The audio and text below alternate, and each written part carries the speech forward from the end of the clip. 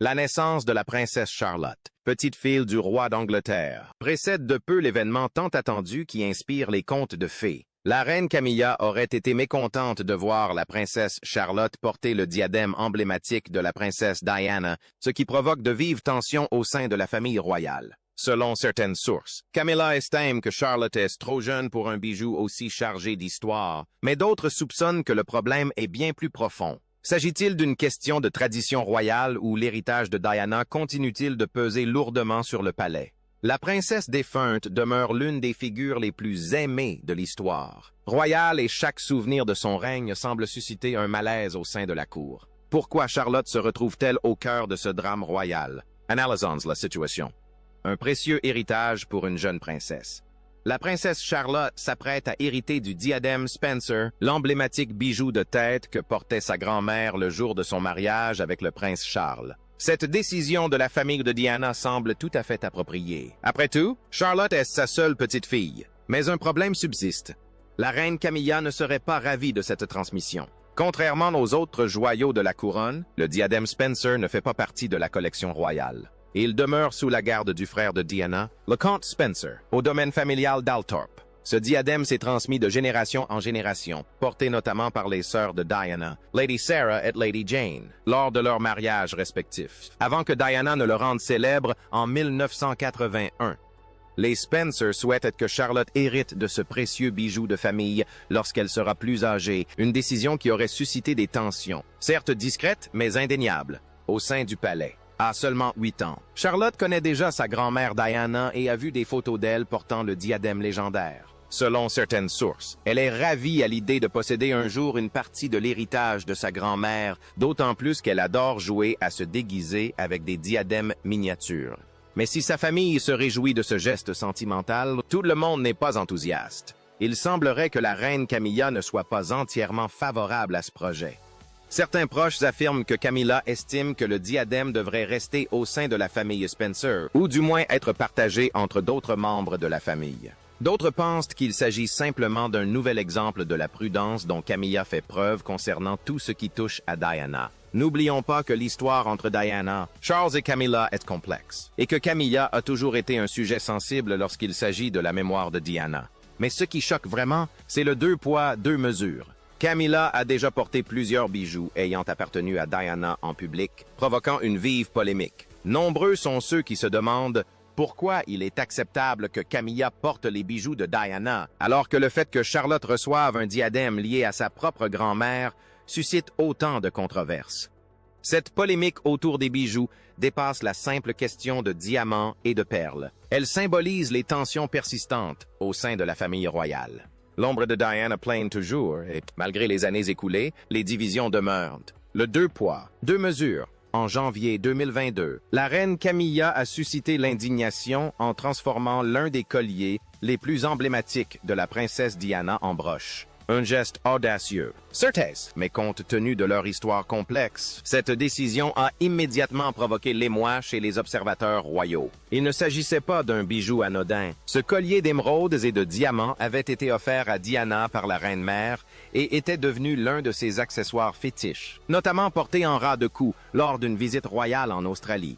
Mais dans un geste perçu par beaucoup comme délibéré et provocateur, Camilla a transformé le collier en broche, une décision qui a suscité une vive polémique. L'attention autour de ce bijou ne se limite pas aux diamants et aux émeraudes. Elle concerne aussi sa symbolique. N'oublions pas que la relation entre Charles et Camilla a débuté par une liaison alors qu'il était marié à Diana. Leur histoire n'est pas une simple anecdote. Elle a marqué une ère de scandales royaux, influençant la perception de la monarchie pendant des décennies. Même aujourd'hui, après la disparition de Diana et l'accession de Camilla au trône, les comparaisons persistent. Aussi, lorsque Camilla a été vue portant et modifiant les bijoux de Diana, son geste a été rapidement dénoncé comme un manque de respect. L'expert en joaillerie Maxwell Stone, de la bijouterie Stephen Stone, a expliqué à Express UK que si les bijoux royaux se transmettent souvent de génération en génération, cette décision particulière revêtait un lourd poids émotionnel. Pourquoi ce bijou? Pourquoi maintenant? Telles étaient les questions qui animaient les réseaux sociaux. L'autre femme. La relation entre la princesse Diana et Camilla Parker Bowles n'a jamais été simple et, disons-le, elle n'était pas fondée sur la confiance. Le prince Charles a opportunément omis un détail crucial lors de sa première présentation de sa future épouse à Camilla. Leur passé commun, une histoire d'amour. Selon le livre « La Duchesse » de Penny Junor, Diana n'a découvert la vérité qu'après avoir accepté la demande en mariage de Charles. Imaginez découvrir que la femme qui se montre si amicale envers vous a fréquenté votre fiancé et qu'elle a encore une emprise sur lui. Le mot « gênant » est bien trop faible pour décrire la situation. Et puis, il y a eu ce fameux déjeuner, une rencontre qui aurait dû être informelle, mais qui s'est transformée en une véritable prise de conscience pour Diana. D'après Diana, Her True Story, d'Andrew Morton. Camilla a invité Diana à déjeuner pendant que Charles était en déplacement officiel. En apparence, il s'agissait d'une tentative de rapprochement, mais Diana a rapidement senti que quelque chose clochait. Camilla n'arrêtait pas de parler de chasse, demandant notamment à Diana si elle accepterait d'aller chasser avec Charles après leur mariage. Diana, qui n'avait aucun intérêt pour ce sport, répondit nonchalamment « non ». Et c'est alors qu'elle aperçut un soulagement immense sur le visage de Camilla. Elle comprit alors? Il ne s'agissait pas d'une simple conversation, Camilla affirmait sa présence. Diana admet plus tard que Camilla avait toujours rôdé dans les parages de son mariage et ses soupçons étaient infondés. Ce fameux triangle amoureux n'était pas qu'un ragot de tabloïd. Il fut le drame emblématique de la famille royale pendant des décennies. Princesse au cœur d'or. Même des décennies après sa disparition tragique en 1997, la princesse Diana demeure l'une des figures les plus aimées de l'histoire de la famille royale. Pourquoi? Parce qu'elle agissait à sa guise, même lorsque cela mettait la famille royale mal à l'aise. Elle n'était pas seulement une princesse, elle était une mère, une humanitaire et une véritable icône. Diana ne se contentait pas d'assister à des événements, de sourire aux photographes et de repartir. Elle créait des liens avec les gens. Elle a réconforté des malades du sida à une époque où la peur et la désinformation entouraient la maladie, prouvant ainsi que la compassion était plus forte que la stigmatisation. Elle a tenu la main de lépreux, a traversé des champs de mines et a défendu les plus vulnérables. Elle a transformé la manière dont les membres de la famille royale interagissaient avec le public, révélant une humanité jusque-là inconnue. Même au début de son mariage, Diana a dû faire face à l'immense pression de la vie royale. Elle confia au premier ministre de Terre-Neuve, Brian Peckford, que s'adapter aux attentes royales était accablant. Mais au lieu de se laisser abattre, elle trouva sa vocation dans le travail caritatif. En 1991, elle avait déjà effectué près de 400 engagements officiels en une seule année, un chiffre impressionnant qui témoignait de son profond engagement à mettre sa notoriété au service du bien commun. Son impact fut si profond que Stephen Lee, directeur de l'Institut britannique des gestionnaires de collecte de fonds pour les organismes caritatifs, la qualifia de figure caritative la plus marquante du 20e siècle. La capacité de Diana à attirer l'attention sur des crises sanitaires négligées redéfinit ce que signifie être membre de la famille royale. Elle ne se contentait pas de parler de changement, elle le concrétisait. Inspiration ou source de tension au sein de la famille royale. Kate et Meghan sont souvent comparées à Diana, non seulement pour leur élégance et leur sens de la mode, mais aussi pour leur relation avec le public. À l'instar de Diana, elles ont toutes deux utilisé leur rôle pour briser les barrières royales, apportant une touche plus accessible et moderne à la monarchie. Leur engagement caritatif, leur aisance à dialoguer avec les gens ordinaires. Il est clair qu'elles se sont inspirées de la façon dont Diana a redéfini le devoir royal. Mais cette inspiration engendre aussi des tensions, particulièrement visibles dans la controverse autour des bijoux de Diana. Kate porte l'emblématique bague de fiançailles en saphir bleu de Diana, symbole d'héritage et d'amour. Mais d'autres pièces de la collection de Diana, comme le diadème Spencer, ont suscité de vifs débats. Certains estiment que ces bijoux devraient être réservés à ses fils William et Harry et à leurs enfants, tandis que d'autres considèrent qu'en tant que biens royaux, ils devraient être transmis au sein de la monarchie sans attachement émotionnel. La véritable controverse, Camilla porte les bijoux de Diana. Beaucoup y voient un manque de respect, une négation flagrante de l'influence de Diana. D'autres insistent sur le fait qu'il s'agit simplement d'une tradition royale, selon laquelle les bijoux appartiennent à la couronne et non à des individus. Mais lorsque Camilla apparaît en public avec des pièces autrefois chéries par Diana, le clivage devient évident. S'agit-il simplement d'un protocole royal ou d'un rejet discret de l'influence de Diana? Couronne, conflits et controverses. L'histoire expliquant pourquoi Kate n'a pas pu porter le diadème de mariage de Diana en 2011 est plus complexe qu'il n'y paraît. Alors que beaucoup pensaient qu'elle honorerait la mémoire de Diana en portant l'emblématique diadème Spencer, la réalité est tout autre. Contrairement à de nombreux joyaux royaux, le diadème Spencer ne fait pas partie de la collection de la couronne. Il appartient à la famille biologique de Diana, les Spencer. Bien que Kate ait épousé le prince William, fils aîné de Diana, la famille Spencer a clairement indiqué que le diadème resterait en leur possession. Même la princesse Charlotte, unique petite fille de Diana, n'en héritera pas. Il est prévu qu'il soit transmis à l'une des nièces ou cousines de Diana, perpétuant ainsi l'héritage au sein de la lignée Spencer. Mais voici le vrai problème. Il ne s'agit pas seulement de bijoux, mais de ce qu'ils représentent. L'influence de Diana reste considérable et chaque décision concernant son héritage suscite la controverse. C'est pourquoi, dès que Camilla s'implique dans quoi que ce soit lié à Diana, les tensions s'exacerbent. Et la preuve en est, le problème de popularité de Camilla est indéniable. Un récent sondage du Daily Mail a révélé que seulement 14% des personnes interrogées sont favorables au titre de reine Camilla. Plus d'un tiers préfèrent celui de reine consort, tandis que près d'un quart estiment qu'elle ne devrait porter aucun titre royal. En réalité, son ancien titre, duchesse de Cornwall, reste plus populaire que son titre actuel, ce qui est révélateur. Avec seulement 14% d'adhésion totale, il est évident que le combat de Camilla pour être accepté est loin d'être terminé. Mais pourquoi, après toutes ces années, est-il encore si difficile de l'accepter comme reine? De duchesse à reine, le parcours atypique de Camilla. Née en 1947 sous le nom de Camilla Shand, elle a grandi entre l'East Sussex et South Kensington, fréquentant des écoles prestigieuses en Angleterre, en Suisse et en France. Mais si son éducation était privilégiée, c'est sa relation avec le prince Charles qui l'a rendue tristement célèbre. Avant et pendant leurs 2 premiers mariages, le monde a assisté au déroulement de l'un des triangles amoureux les plus controversés de l'histoire de la famille royale.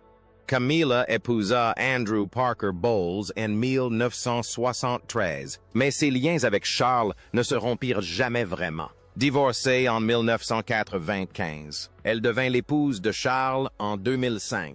Leur mariage à la mairie de Windsor, suivi d'une cérémonie religieuse à la chapelle Saint-Georges, marqua un moment que beaucoup pensaient impossible. Puis vint le 8 septembre 2022. La reine Élisabeth II s'éteignit. Charles devint le roi Charles III et Camilla reçut le titre de reine consorte. Moins d'un an plus tard, le 6 mai 2023, elle fut couronnée aux côtés de Charles à l'abbaye de Westminster. Mais l'histoire de Camilla ne se résume pas à une romance royale et à un scandale. Depuis 1994, elle s'est forgée une image publique au-delà de sa relation avec Charles, s'engageant dans des causes telles que la sensibilisation à l'ostéoporose, le soutien aux victimes de violences conjugales, les programmes d'alphabétisation, la protection animale et la lutte contre la pauvreté. En tant que reine, elle représente désormais la monarchie lors d'événements officiels, soutient de nombreuses œuvres caritatives et défend des causes sociales cruciales. Pourtant, sa transition de l'autre femme à reine a été loin d'être sans heurts. L'opinion publique reste partagée, beaucoup n'ayant pas oublié son rôle dans le drame de Diana. Mais malgré la controverse, Camilla a marqué l'histoire de la famille royale, même si cela ne fait pas l'unanimité.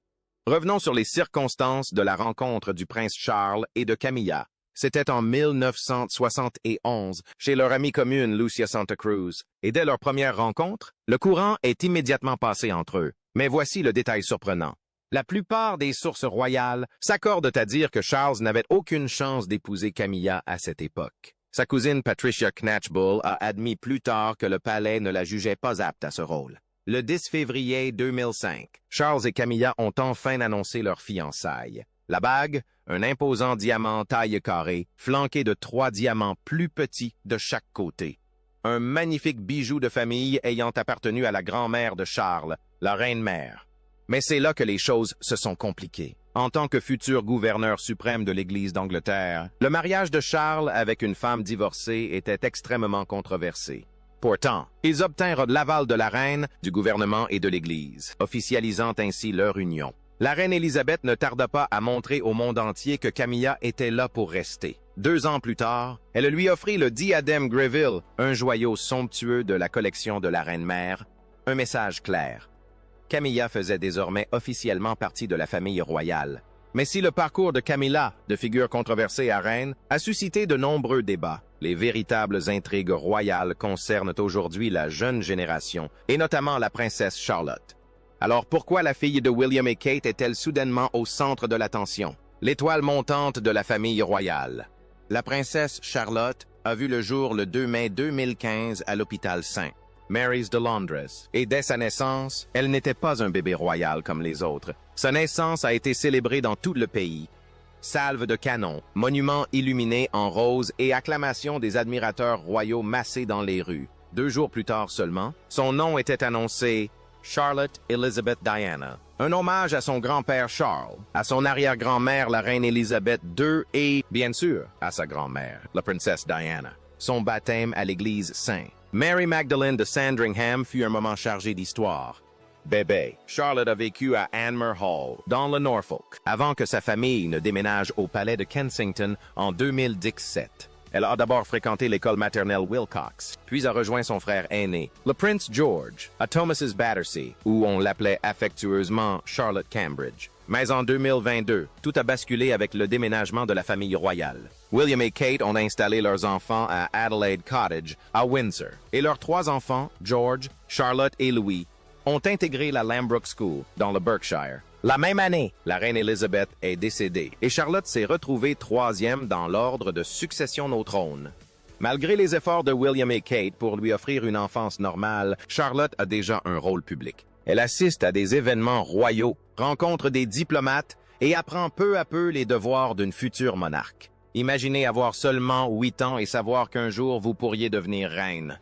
C'est la réalité de Charlotte. Mais au-delà des paillettes, il y a autre chose. Charlotte possède ce même charme naturel qui a rendu Diana si populaire dans le monde entier. Elle est confiante, chaleureuse et montre déjà des signes de capacité à gérer la pression royale avec aisance. Mais tout comme Diana, elle grandit dans une famille qui semble incapable d'échapper au drame, notamment en ce qui concerne Camilla et les tensions persistantes liées à la mémoire de Diana.